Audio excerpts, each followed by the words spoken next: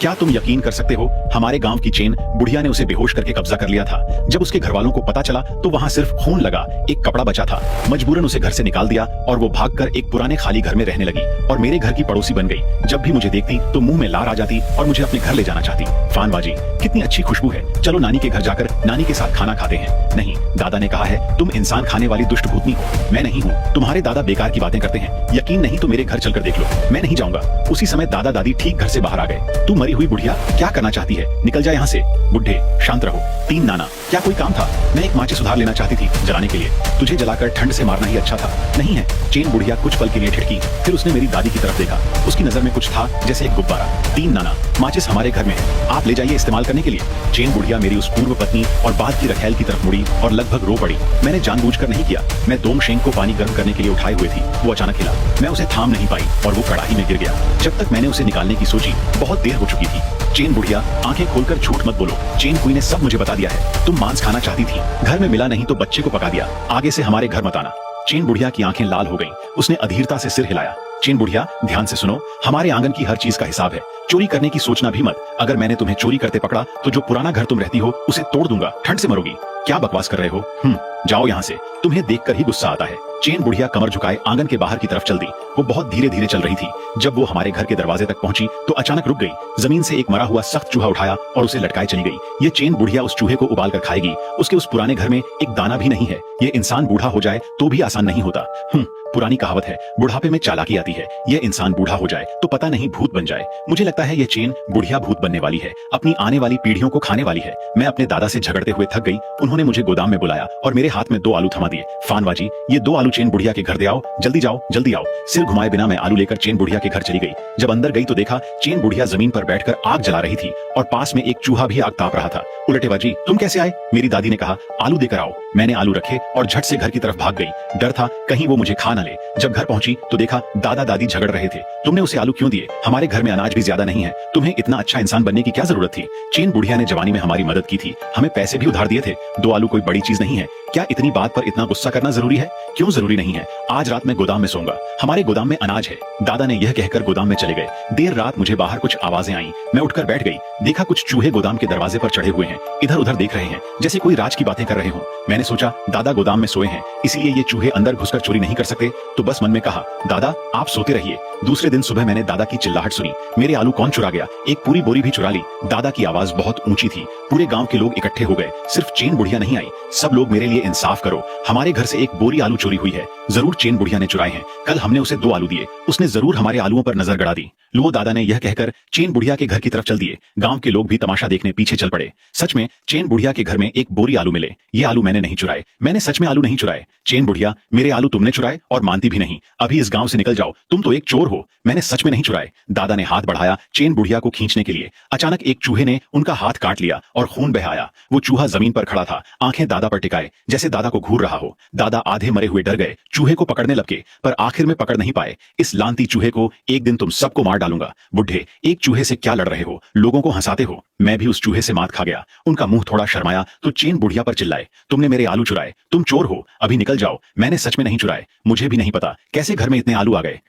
अगर नहीं निकली तो यह पुराना घर तोड़ दूंगा। दादा की बात खत्म होते ही चेन बुढ़िया ने आंखें फाड़ लीं। उसने गांव के लोगों की तरफ देखा जैसे उम्मीद हो कि कोई उसकी तरफ से बोलेगा। चेन बुढ़िया की बहू भी वहां थी। यह बुढ़िया बदतमीज है। जब मैं नई बहू बनकर आई थी तब से यह हमेशा मुझे परेशान करती थी और मेरे मायके की दी हुई सोने की अंगूठी भी चुरा ली थी। यह तो एक चोर है। शुई फेंक, इंसान को ईमान से बोलना चाहिए। तुम्हारी हिम्मत कैसे हुई मुझसे ईमान की बात करने की? अगर ईमान होता तो बच्चे को पकाकर नहीं खाती। चेन बुढ़िया जमीन पर बैठ गई, नाक आंख से पानी बहाती, फूट फूट कर रो रही थी। उसकी आंखों में निराशा थी। मैं मर जाती हूँ, मर जाती हूँ, क्या यह भी नहीं कर सकती? चेन बुढ़िया, बेचारी बनने का नाटक बंद करो। मरना है तो जल्दी मरो, घर वापस जाओ। क्या घर वापस जाना बाकी है? मैं एक चोर के पड़ोस में नहीं रहना चाहता। इंसान करता है, भगवान देखता है, हमें ईमान रखना चाहिए। चेन बुढ़िया इतनी बूढ़ी है, उसे हटाओगे तो वो कहाँ जाएगी? इस कड़ाके की ठंड में रास्ते में जम नहीं जाएगी। ये तो हत्या जैसा होगा। अगर तुमने दोबारा कुछ चुराया तो मैं जरूर तुम्हें गांव से निकाल दूंगा। दादा ने जब यह कहा तो जमीन पर वो चूहा दादा को देख रहा रहा था जैसे दादा को काटना चाहता हो। दादी ने दादा को पकड़कर घर ले गईं। घर पहुंचते ही पता चला कि चूहे ने जो उंगली काटी थी वो काली बैंगनी हो गई थी और बदबू भी आ रही थी।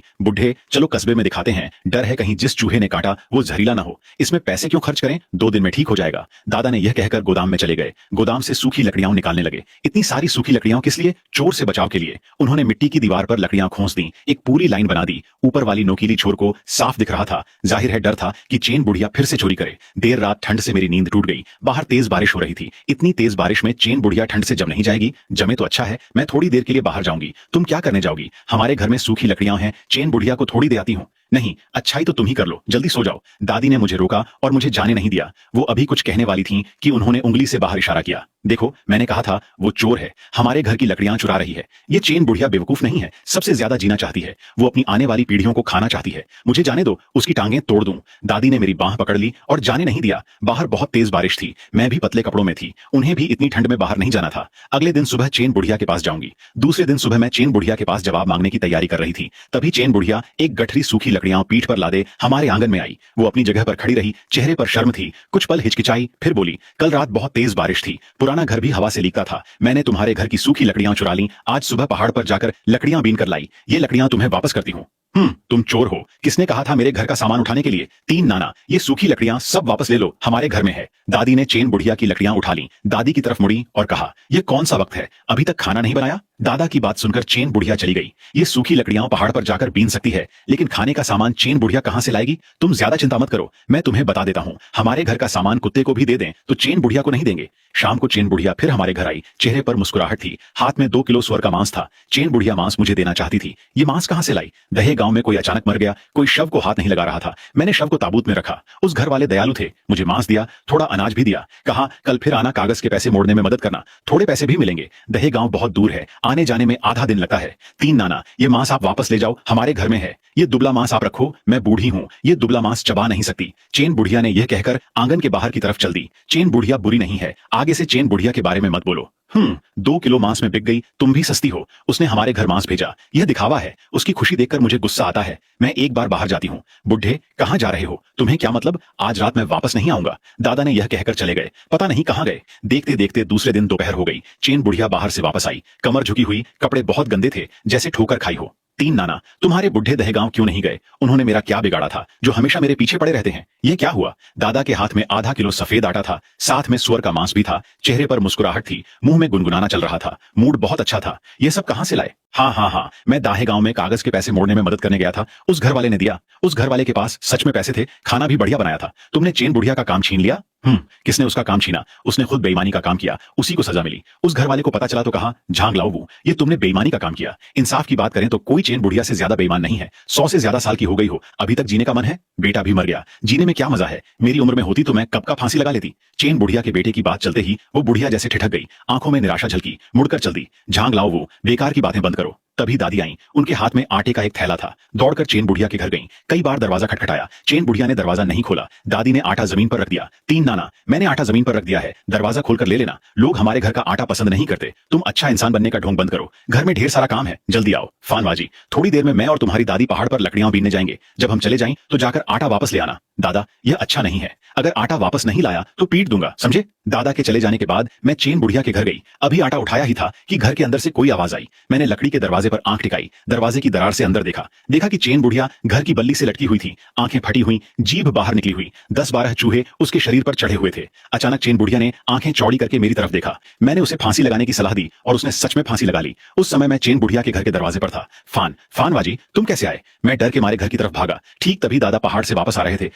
चेन बुढ़िया मर गई, उसने फांसी लगा ली। बकवास, भला चंगा इंसान अचानक फांसी क्यों लगाएगा? दादी को मेरी बात पर यकीन नहीं था। मैं पैर पटकने लगी। सच में दादा ने मुझे आटा वापस लेने भेजा था। मैंने दरवाजे की दरार से देखा, चेन बुढ़िया ने फांसी लगाई हुई थी। दादी को आधा आधा यकीन हो रहा था। वो चेन बुढ़िया के घर जाने ही वाली थी कि अचानक घर की दीवारें ढह गईं। अनगिनत चूहे घर से बाहर निकले, उनके मुंह से अजीब आवाजें आ रही थीं। वो आवाजें बहुत डरावनी थीं। इन लानती चूहों को एक दिन तुम सबको मार डालूंगा। देखते देखते तेज बारिश होने वाली थी। अगर रहने की जगह नहीं मिली तो ठंड से जम जाएंगे। बुढ़े, चलो पहले एक रात के लिए गांव के मुखिया के घर चलते हैं, कल सुबह आकर घर बनाएंगे? नहीं, मुखिया के घर नहीं जा सकते। हमारे आंगन में इतना सामान है, अगर खो गया तो क्या होगा? चेन बुढ़िया के घर चलते हैं। तुमने कहा था चेन बुढ़िया ने फांसी लगाई। फांसी लगाई तो और अच्छा है, डर किस बात का? जानवर। दादा ने यह कहकर चेन बुढ़िया के घर चले गए। मैं और दादी पीछे पीछे गए। वहां चेन बुढ़िया बिल्कुल जीती जागती हमारे सामने खड़ी थी। फानवाजी, तुमने झूठ क्यों कहा कि चेन बुढ़िया मर गई? ये देखो, बिल्कुल ठीक है। क्या मैं मर गई? फानवाजी, तुमने मुझे क्यों कोसा? लेकिन मैंने तुम्हें फांसी लगाते देखा। जरूर तुमने गलत देखा होगा। चेन बुढ़िया, हमारा घर गिर गया। आज रात तुम्हारे घर में एक रात रह सकते हैं। ये दोनों कमरे रहने लायक हैं। पश्चिम वाले कमरे में चले जाओ। चेन बुढ़िया की आवाज बहुत धीमी और भारी थी। मुझे उसके शरीर से मुर्दे की बदबू भी आई। तीन नाना, आज आपका शुक्रिया। हम तीनों पश्चिम वाले कमरे में चले गए। उस समय बाहर तेज बारिश होने लगी। नहीं, यह पश्चिम वाला कमरा एक तरफ है, इससे हमारा आंगन नहीं दिखता। मैं चेन बुढ़िया के कमरे में सोऊंगा। जाने दो, एक रात गुजार लो। नहीं, आज रात मुझे चेन बुढ़िया के कमरे में ही सोना है। डर है कहीं रात को वो हमारा सामान चुराने न जाए। तुम मत पूछो। मैं मुड़कर चेन बुढ़िया के कमरे में चला गया। दादी, मैंने सच में चेन बुढ़िया को फांसी लगाते देखा था। छोटे बच्चे चुप रहो, जल्दी सो जाओ। देर रात मुझे कुछ आवाज आई। वो आवाज मेरे बहुत करीब थी, जैसे मेरे कान के पास हो। मैंने आंखें खोली तो देखा चेन बुढ़िया मेरे सामने खड़ी है और उसका सिर चूहे का सिर बन गया था। मैं डर के मारे चिल्ला उठा। क्या हुआ फानवाजी? चूहे की भूतनी? चेन बुढ़िया चूहे की भूतनी बन गई। तुमने बुरा सपना देखा होगा। कहाँ है चेन बुढ़िया? सच में वो यहीं खड़ी थी, मुझे डराकर देख रही थी। जल्दी सो जाओ, तुमने बुरा सपना देखा था। उस समय मुझे पता नहीं था ये सपना है या सच। फिर से सो गया। मुझे चेन बुढ़िया की बिना किसी वजह के चबाने जैसी आवाज आई, जैसे हड्डी कुतर रही हो। मुझे डर लगने लगा। आओ उठो उठो। इस बार दादी बहुत गहरी नींद में थी। कितना भी बुलाओ उठ नहीं रही। हिम्मत बटोरकर बाहर निकला। दरवाजे की दरार से चुपके से झांक कर देखा कि चेन बुढ़िया एक पेड़ की भूतनी बन गई थी और दादा के बाल नोच रही थी। मैं डर के मारे चिल्ला उठा। अचानक चेन बुढ़िया गायब हो गई। अगले ही पल वो मेरे पीछे प्रकट हो गई।